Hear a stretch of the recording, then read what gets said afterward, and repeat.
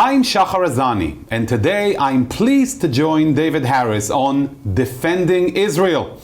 It's been a few weeks now that Israel has been engaged in a battle with barbarism following Hamas's atrocious massacre on that Black Sabbath of October 7th, 2023. This was a pure, unadulterated evil, which eats away at the very foundations of our morality, of our society, as is evident today on college campuses and beyond. The battle is waged on the ground, in the media, and in the field of global diplomacy, public opinion, and the United Nations. So David, tapping into your experience, your wisdom, I want to start with one of the most important points to me today that I see on college campuses, among faculty members, and in the general left. You have been one of the first, if not the first, who called out left-wing anti-Semitism, diverting from the usual paradigm of only focusing on white supremacists. From early on, a lot of people went against that trend and chose to focus only on one side of the equation, but what we see today is exactly what you were talking about. Tell us a little bit about how did it come to you, and how do you feel now when you see what has happened since? Shahar, it's good to be with you, first of all. For me, the story actually begins at home. And the reason is very simple, because my mother was herself a refugee from Soviet communism, and later from Nazi fascism. My father was a refugee from Nazi fascism, and my wife was a refugee from jihadism, from her native Libya. So for me, these were not abstract questions where I studied books. This is what I learned in the home. And what I learned over the years, Shahar, was if you're serious about fighting anti-Semitism, you have to be swivel-headed. So I saw it from the right, I saw it from the left, and I saw it from the jihadist world. Fast forward then, in the 70s, I spent years with Jews from the Soviet Union. I lived in Rome, I lived in Vienna for about 3 years, and I was working with this mass of Jews leaving. What were they leaving? They weren't leaving white supremacy. They were leaving left-wing anti-Semitism, often masqueraded in the 70s as anti-Zionism. In the 70s? In the 70s. Now remember, when the UN General Assembly infamously adopted the Zionism as Racism resolution in 1975, it began in Moscow. Moscow was behind it. So as Soviet Jews were coming out, and I was in the Soviet Union in 74, living as a teacher until I was expelled. 75, 76, 77, 78, I was in Rome and Vienna. I literally met with thousands upon thousands of Jews, all of whom have the same story to tell. Communism, anti-Zionism, anti-Semitism were a dangerous, almost fatal cocktail. So for me, this was all very clear. Now fast forward to 2000. I've been with AJC for 10 years as CEO. They asked me what would I like, thinking probably a fountain pen. And I said I'd like a year in Switzerland, in Geneva. I chaired United Nations Watch, which AJC had acquired. I was teaching at Johns Hopkins University campus in Bologna, Italy. And I began to see the modern anti-Semitism reemerge, Shahar, before my eyes in 2000. It didn't come from the right. It came from the left, and it came from jihadists. What did you see during those times? And we're talking about almost 25 years ago. Correct. So number one, 2 of our children went to a school in Switzerland, Collège de Léman in Versoix, just outside Geneva. Our youngest was then in 9th grade. He came home one day. The son of an Arab ambassador to the United Nations had cornered our youngest son and said to him on the campus, "I hear that you're a Jew. I don't like Jews. Tell me you're not a Jew." Now this kid was a 12th grader and Josh was a 9th grader, so big difference in size. He threatened our son on the Swiss school campus. Our son said, "I'm a Jew." But then he turned and he ran as fast as he could to get away from this boy. He found another son of ours, bigger, older, an ice hockey player. And this son went right up and found the boy, went right into his face. You saw that viral video of Paulie, the fellow in Queens? Absolutely. Who went right up into the face of that fellow who was tearing down. Right. Paulie's my new hero. Right. Well, our son went right up into the face of this boy. Right up into the face, long before we knew who Paulie was. And said to him, I hear you have a problem with Jews. Tell me about that problem with Jews. Good. Oh, no, I was just joking. Good for him. But it came in that way. It came because we were living on the border with France. Can I just ask you, did you engage with the school as a result of what happened? I ended up writing an op-ed for the International New York Times, then called the International Herald Tribune. Right. Yeah. Because the school did not do a damn thing about it. We went to the school. The school was not interested. The school said it's not our business. Why? I believe because what was their business was they had a very large population from Arab countries, North Africa, the Middle East, and only a few Jews. So why get involved? Why stand on principle when you can stand on expediency? So that was one very personal story. Many people, so many parents who are viewing this are thinking about that example because things similar to this might be happening right now or a year ago at their local communities. And here is David Harris, who stood up to the school but encountered this harrowing quiet on the side of the school. And we live through it again. So Shahar, there was another story at the school which did not directly involve our children, right? But they witnessed it. There was an Israeli girl, and the school assigned the day for wearing sort of national costumes. So she chose to wear an Israeli flag as her costume. She was surrounded on the campus by a group of Arab children who threatened her, one of whom took a bottle of soda and started dripping it over her head, slowly, as they encircled her and trapped her. She ran out from the group. She kind of pushed her way out and started running and saw some teachers, ran to the teachers, tried to tell them what had just happened, and one of the teachers looked at her and said, politics is not the business of the school. It's not our problem. So the threats we saw, the lack of response, now fast forward to some of the universities we're talking about, the lack of response. We saw this more than 20 years ago. Moreover, Geneva is on the border with France. We spent a lot of time in France. I have much of my family in Paris. France was the epicenter of the resurgence of anti-Semitism, to the point where the chief rabbi even said publicly to French Jews, please don't wear a kippah if you feel threatened. Wow. Wear a baseball cap or simply take it off. I went to meet Jacques Chirac, the president of France, in the Élysée, the White House, if you will. We met in his office. We met on the couch, a very intimate setting. And I tried to tell him, Mr. President, anti-Semitism is back. It's back. Jews in France are scared. They're wondering if the government will stand with them. And he looked at me and he said, I can still hear the words in French, but I'll translate into English. My friend, I know France better than you. There is no anti-Semitism in France today. But Mr. President, there is. And I'm not saying it as a critic of France. I'm a friend of France. They didn't want to see it. And I went from one European leader to another over the next couple of years, and most did not want to see it. And the last thing I would say, Shahar, is for better or for worse, I read French, I read Italian, I read Spanish. So I was able to read a lot of the media, even while I was living in Switzerland and since. The number of vicious cartoons. Now there was the cartoon in the Huffington Post, if you saw it, that directly compares Gaza and Auschwitz. Right. As if the two are identical. Unbelievable. I have a collection somewhere at home, in the big mess, in the closet, of a collection of cartoons along the theme of Israel is the new Third Reich. The IDF is the new SS.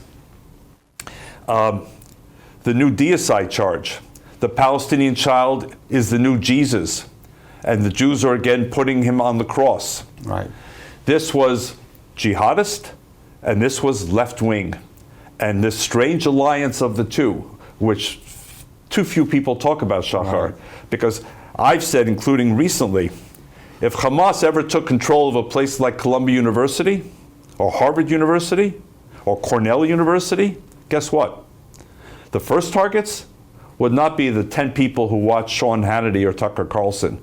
The first targets would be the far left, the LGBTQ crowd, Right. the climate change crowd, the union organizing crowd, the free speech crowd. All those who are the standing women's in rights defense crowd. in that green-red alliance. Right. All those who are defending them now. That's the point. And if these groups just pause for a moment to study real history and not their kind of pseudo-history, they would know from the Russian Revolution and elsewhere, it's the enablers who are the useful idiots.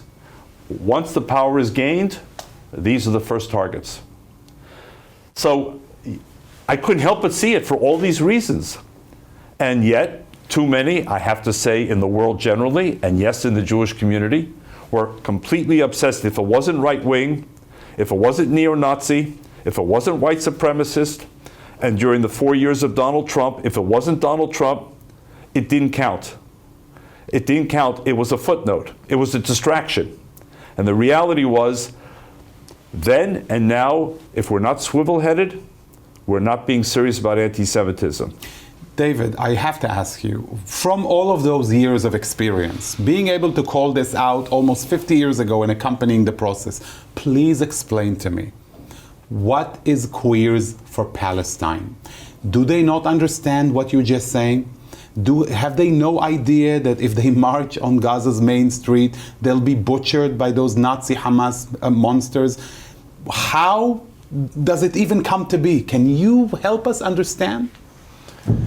I cannot help you understand Queers for Palestine any more than I can help you understand the women's movement for Palestine, because they're all so encased in this hermetically sealed space that if you come along, Shahar, and say something to them, you're an Israeli, you have a lapel pin, it's a Zionist talking point, you're whitewashing, you're pinkwashing, you're distracting. It's all and only about decolonization. Right. It's all and only about resistance. It's all of these kind of buzzwords that they simply repeat without understanding the implications, by the way, for themselves. So sure, take Queers for Palestine from wherever, New York City, drop them in Gaza, and let's see how long they survive. Exactly. But they won't go. They won't go. So for them, it's just our talking point. Happens to be the truth. Exactly. You're calling this out. I want to ask you about our camp, the pro-Israel, the Jewish community. People within our community did not heed your warnings. It wasn't natural for people. I mean, it was easier for them to focus on the right-wing anti-Semitism than to really come to terms with what you're saying, maybe because of the perception of this alliance. And now we're seeing a lot of people come back to their senses and go back to exactly what you're saying. Suddenly I look around me, Elon Benjamin writes, the late Daniel Pearl's cousin, and says, all of these people that I used to stand next to are cheering on for Hamas's massacre. They're nowhere to be found to denounce the butchering of 1,400 innocent people. How does that make you feel? Awful. Awful. Look, again, to me this was painfully obvious. By the way, to be clear for your viewers, I cannot for a single moment predict the stock market. I cannot predict the real estate market, the foreign currency market. In fact, I would say, do the opposite of what I say and you'll get rich. But on this one, for the reasons I mentioned, this one was obvious to me. Look, too many in the Jewish community have spent too many years cultivating their relationships on the left, in the broad social justice movement. Right. And for very well-intentioned reasons, Shahar. Believe me, I'm strongly in favor of social justice and civil rights and equality as anyone, and I spent most of my life defending those values. But what were inherently liberal values were increasingly kind of kidnapped by a group that kept pulling it in a direction away from what we thought it was. And yet many Jews were unwilling to let go. Even then, even as women's movement said, no Zionists. LGBTQ movement said, no Zionists welcome. Intersectional crowds on campuses said, no Zionists welcome. But wait, we're all in favor of gay rights. We're all in favor of women's rights. We're all in favor of civil rights. We're your friends and partners. No, you're not.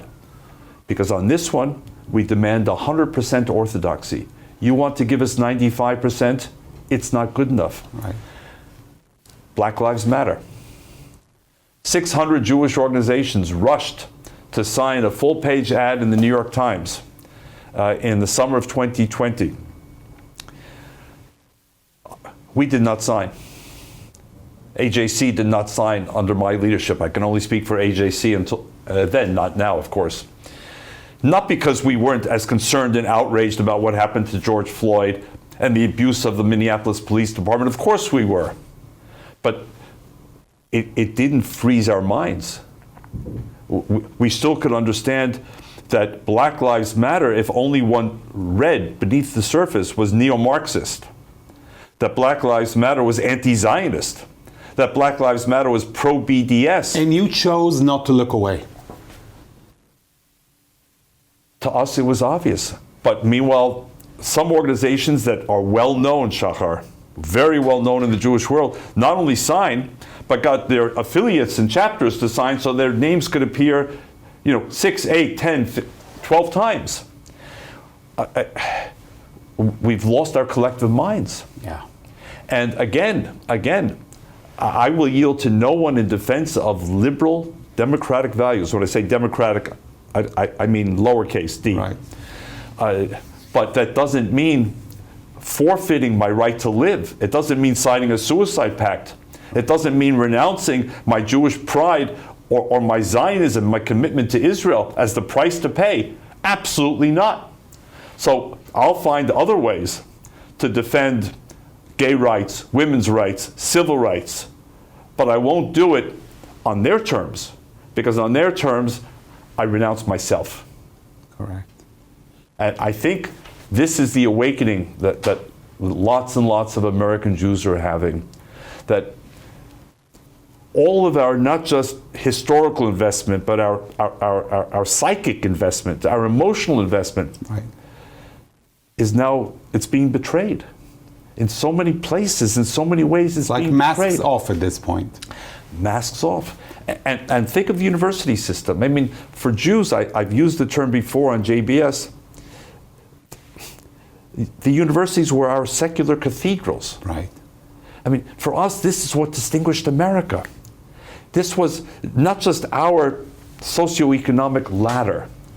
This was the arsenal of core democratic values: inquiry, free speech, study, ideas.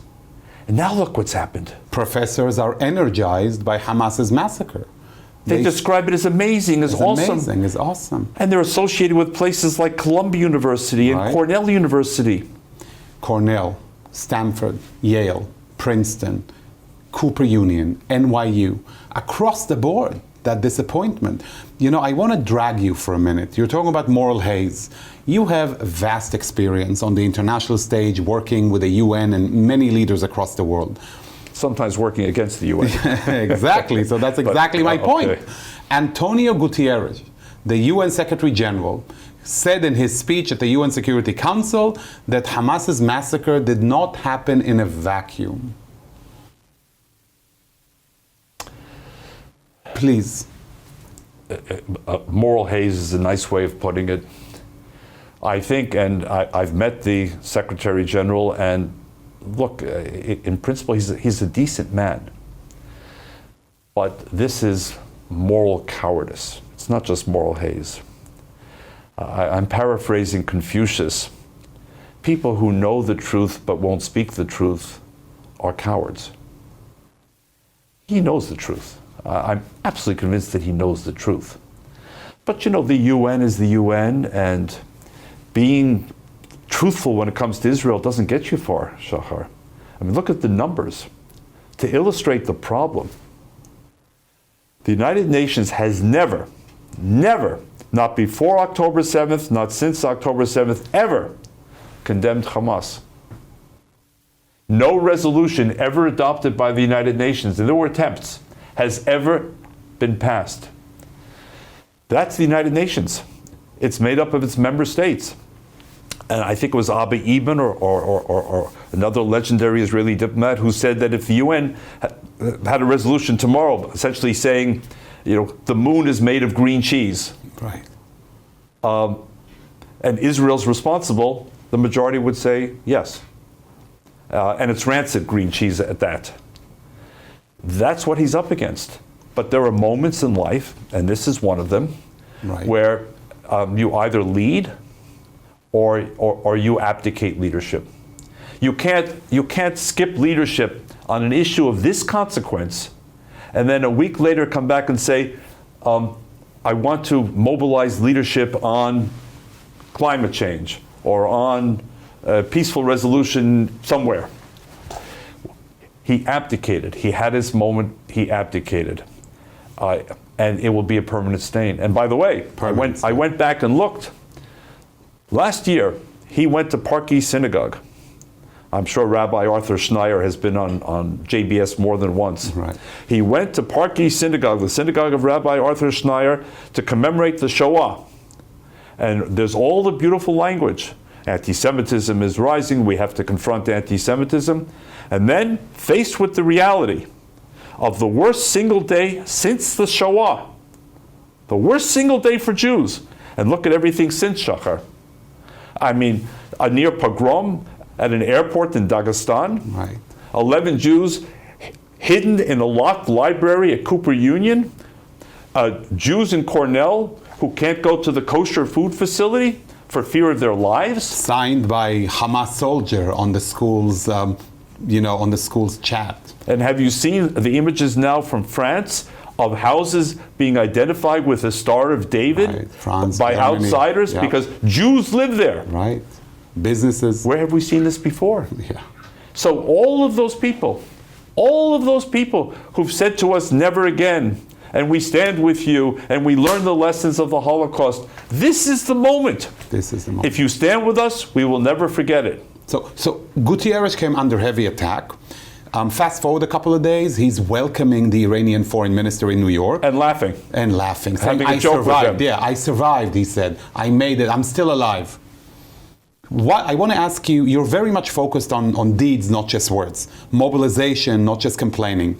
Do you think it's time for accountability? If the Secretary General makes such statements and the UN behaves and says, shouldn't we do something as a result, especially after a line was drawn in the sand after October 7th, facing the ultimate evil? Wasn't that the purpose of the United Nations to begin with? It was certainly the purpose, and I think it was the defense minister of the Czech Republic who said very publicly, and God bless the Czech Republic, they may be the best friends of the Jewish people anywhere. And she said, what's the point of the United Nations? Why do we even continue our membership there? Right. So if these questions aren't being asked, and of course the key address is Washington, because the UN may survive without Israel if Israel walks, but the UN cannot survive without the United States. The question is a US leadership. And I have to say, on Israel itself, President Biden, I think, has said a strong message. Right. But when it comes to the UN, stronger messages are needed, Shahar. And do you believe that we should discuss issues, voices that we're hearing now about defunding the UN, about sanctioning the UN? And I'm not even going in the direction of the UN Human Rights Council. I'm just focusing now on what we've seen right before our very eyes. Do you think such measures should be considered? Look, let me put it to you in a slightly broader way. I grew up in the home of two Holocaust survivors, And all my life, I saw the world through the prism of the Holocaust, though I was born afterwards. If someone mentioned a country, my first impulse was, where was that country during the war? So Denmark, for me, was always, the best country in the world. And I knew all of the Nazi collaborators. Now, I have a second filter, October 7th. And there were two threshold questions for me. Number one, did you support Hamas? Did you oppose Hamas? Or, heaven forbid, do you find it complicated? And number two, did you condemn or not what we saw? I don't have to repeat the attempted genocide, the gang rape, the beheadings, the kidnappings, the mutilations. And if the answer is too complicated or I need to explain, for me, it's over. If you can't answer those two threshold questions, if you can clearly, categorically say, I condemn Hamas, I condemn what happened, let's talk. We can violently disagree about the peace process, about everything else, but we can talk. But if you can't answer those two questions, and I say it not just for individuals, Shahar, Yep. I'm talking about institutions. Right. I'm talking about UN secretaries general. I'm talking about leaders of civic institutions. I'm talking about government leaders. Where were you on October 7th is my next question. My first question was, where were you from 1939 to 1945? But my second threshold question is, where were you on October 7th? And I believe that every self-respecting Jewish institution has to ask those questions and not in a month or two or three say, well, we disagreed, we were disappointed, but life goes on. Right. No, this one is way, way too big. Way too big. So when Jewish organizations pursue coalition building, which was always a feature of Jewish life, right. Absolutely. But ask yourself, was your coalition partner with you, against you, or silent?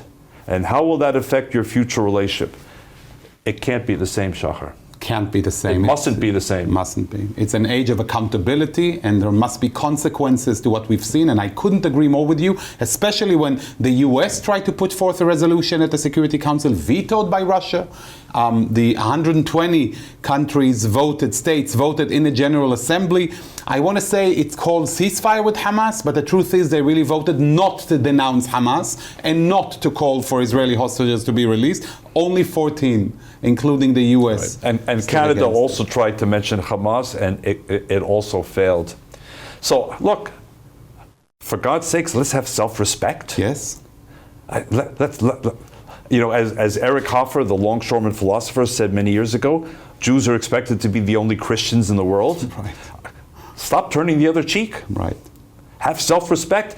If people stood with us, never forget it. Never forget it. If people were silent, if they were on the 50-yard line, if they openly opposed us, also, don't forget, self-respect. It's self-respect, and I join you in calling everyone out there on a personal or an organizational level, this is the time to take a stand, and we can't afford anymore to look away. I can't thank you enough, David, for your wisdom, for your insight, for your perspective. It's always a pleasure, even in those dire times. Thank you, Shahar. As we all benefit from David's incredible experience, I think some important points were put forth, and that those points are relevant to each and every one of us. Where do we stand, and where do others around us stand when it comes to the line drawn in the sand post the Holocaust that transpired in Israel on October 7th? As these are trying times for us all, I urge you again, the only way we can get through all of these times is together, right here on JBS and beyond. Let's benefit from whatever joy we can take out of these tough moments in seeing reality for what it is and having the moral clarity as displayed by David here today and always standing up for Israel. May we all see better times soon. Thank you all for watching. Am Yisrael Chai.